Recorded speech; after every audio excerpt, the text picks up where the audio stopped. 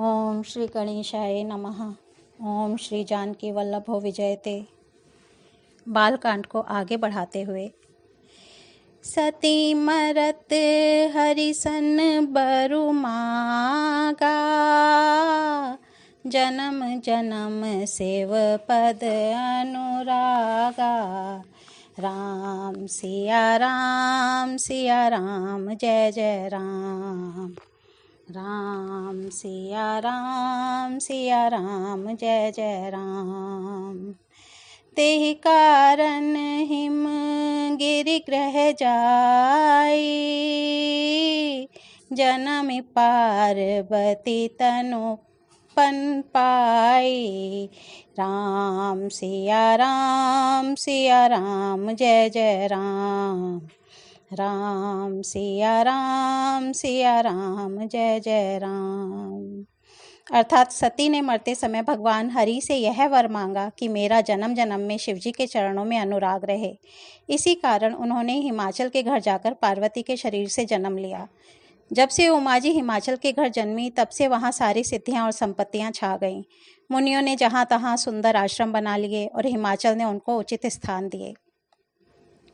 उस सुंदर पर्वत पर बहुत प्रकार के सब नए नए वृक्ष सदा पुष्प फलयुक्त हो गए और वहाँ बहुत तरह की मणियों की खानें प्रकट हो गई।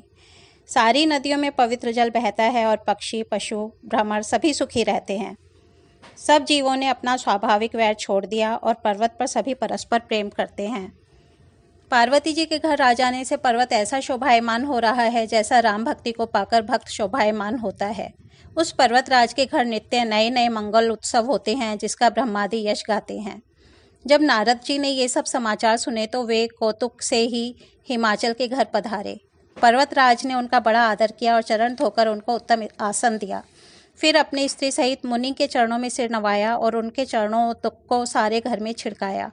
हिमाचल ने अपने सौभाग्य का बहुत बखान किया और पुत्री को बुलाकर मुनि के चरणों पर डाल दिया और कहा, हे मुनिवर, आप त्रिकालज्ञ और सर्वज्ञ हैं, आपकी सर्वत्र पहुँच है, अतः आप हृदय में विचार कर कन्या के दोष और गुण कहिए। नारद मुनि ने हंसकर रहस्य युक्त कोमल वाणी से कहा, तुम्हारी कन्या सब गुणों की खान है। वह स्वभाव से ही सुंदर, सुशील और समझदार है। उमा, अंबिका और भवानी इसके नाम हैं। कन्या सब सुलक्षणों से संपन्न है। यह अपने पति को सदा प्यारी होगी। इसका सुहाग सदा अचल रहेगा और इसके माता पिता यश पावेंगे। यह सारे जगत में पूज्य होगी और इसकी सेवा करने से कुछ भी दुर्लभ न होगा। संसार में स्त्रियां इसका नाम स्मरण करके पतिव्रत रूपी तलवार की धार पर चढ़ जाएंगी। हे पर्वतराज, तुम्हारी कन्या सुलक्षणी है। अब इसमें जो 2-4 अवगुण हैं उन्हें भी सुन लो। गुणहीन, मानहीन, माता पिता विहीन, उदासीन, संशयहीन अर्थात लापरवाह, योगी, जटाधारी, निष्काम हृदय, नंगा और अमंगल वेश वाला, ऐसा पति इसको मिलेगा। इसके हाथ में ऐसी ही रेखा है। नारद मुनि की वाणी सुनकर और उसके हृदय में जानकर पति पत्नी को बहुत दुख हुआ और पार्वती जी प्रसन्न हुई। नारद जी ने भी इस रहस्य को नहीं जाना क्योंकि सबकी बाहरी दशा एक सी होने पर भी भीतरी समझ भिन्न भिन्न होती है। सारी सखियां पार्वती, पर्वतराज हिमवान और मैना सभी के शरीर पुलकित थे और सभी के नेत्रों में जल भरा था। देवर्षि के वचन असत्य नहीं हो सकते, यह विचार कर पार्वती ने उन वचनों को हृदय में धारण कर लिया। उन्हें शिवजी के चरण कमलों में स्नेह उत्पन्न हो आया, परंतु मन में यह संदेह हुआ कि उनका मिलना तो बड़ा कठिन है। अवसर ठीक ना जानकर उमा ने अपने प्रेम को छिपा लिया और फिर वे सखी की गोद में जाकर बैठ गईं। देवर्षि की वाणी झूठी ना होगी, यह विचार कर हिमवान, मैना और सारी चतुर सखियां चिंता करने लगीं। फिर हृदय में धीरज धरकर पर्वतराज ने कहा, हे नाथ, कहिए अब क्या उपाय किया जाए। मुनीश्वर ने कहा, हे हिमवान, सुनो, विधाता ने ललाट पर जो कुछ लिख दिया है उसको देवता, दानव, मनुष्य, नाग और मुनि कोई भी नहीं मिटा सकते। तो भी एक उपाय मैं बताता हूँ, यदि दैव सहायता करें तो वह सिद्ध हो सकता है। उमा को वर तो निसंदेह वैसा ही मिलेगा जैसे मैंने तुम्हारे सामने वर्णन किया है, परंतु मैंने वर के जो दोष बतलाए हैं मेरे अनुमान से वे सभी शिवजी में हैं। यदि शिवजी के साथ विवाह हो जाए तो दोषों को भी सब लोग गुणों के समान ही कहेंगे। जैसे विष्णु भगवान शेषनाग की शैया पर सोते हैं तो भी पंडित लोग उनको कोई दोष नहीं लगाते। सूर्य और अग्निदेव अच्छे बुरे सभी रक्षों का भक्षण करते हैं, परंतु उनको कोई बुरा नहीं कहता। गंगा जी में शुभ और अशुभ सभी जल बहता है, पर कोई उन्हें अपवित्र नहीं कहता। सूर्य, अग्नि और गंगा जी की भांति समर्थ को कुछ दोष नहीं लगता। यदि मूर्ख मनुष्य ज्ञान के अभिमान से इस प्रकार होड़ करते हैं तो वो कल्प भर के लिए नरक में पड़ते हैं। भला कहीं जीव भी ईश्वर के समान सर्वथा स्वतंत्र हो सकता है? गंगा जल से भी बनाई हुई मदिरा को जानकर संत लोग कभी उसका पान नहीं करते, पर वही गंगा जी में मिल जाने पर जैसे पवित्र हो जाती है। ईश्वर और जीव में भी वैसा ही भेद है। शिव जी सहज ही समर्थ हैं, क्योंकि वे भगवान हैं, इसलिए इस विवाह में सब प्रकार कल्याण है। परंतु महादेव जी की आराधना बड़ी कठिन है, फिर भी तप करने से वे बहुत जल्दी संतुष्ट हो जाते हैं। यदि तुम्हारी कन्या तप करे तो त्रिपुरारी महादेव जी होनहार को मिटा सकते हैं। यद्यपि संसार में वर अनेक हैं, पर इसके लिए शिव जी को छोड़कर दूसरा वर नहीं है। शिव जी वर देने वाले, शरणागतों के दुखों का नाश करने वाले, कृपा के समुद्र और सेवकों के मन को प्रसन्न करने वाले हैं। शिव जी की आराधना किए बिना करोड़ों योग और जप करने पर भी वंचित फल नहीं मिलता।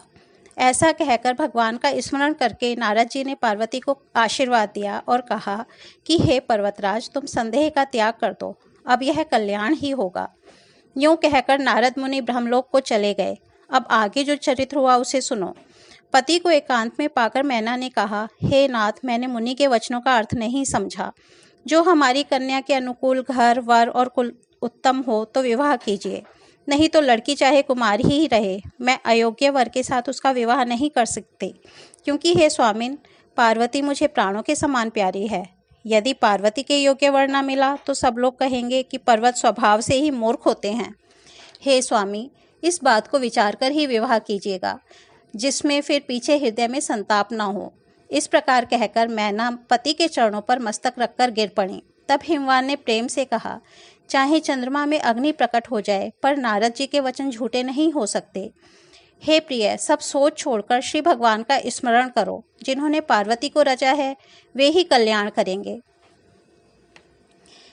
अब जो तुम ही सुता परने हूँ, तो अस जाई सिखावनु देहु। राम सिया राम, सिया राम, जय जय राम। राम सिया राम, सिया राम, जय जय राम। करे सो तपु जेहि मिलहि महेशु। आन उपाय न मिटहि कलेसु। राम सिया राम, सिया राम, जय जय राम। राम सिया राम, सिया राम, जय जय राम। अर्थात अब यदि तुम्हें कन्या पर प्रेम है तो जाकर उसे यह शिक्षा दो कि वह ऐसा तप करे जिससे शिवजी मिल जाएं। दूसरे उपाय से यह कलेश नहीं मिटेगा। ओ मंगल भवन अमंगल हारी। द्रबहु सो दशरथ अजेर बिहारी। राम सिया राम, सिया राम, जय जय राम। राम सिया राम, सिया राम, जय जय राम। इसके ही साथ बालकांड को यहीं विराम देते हैं। कल इससे आगे फिर सुनेंगे। धन्यवाद।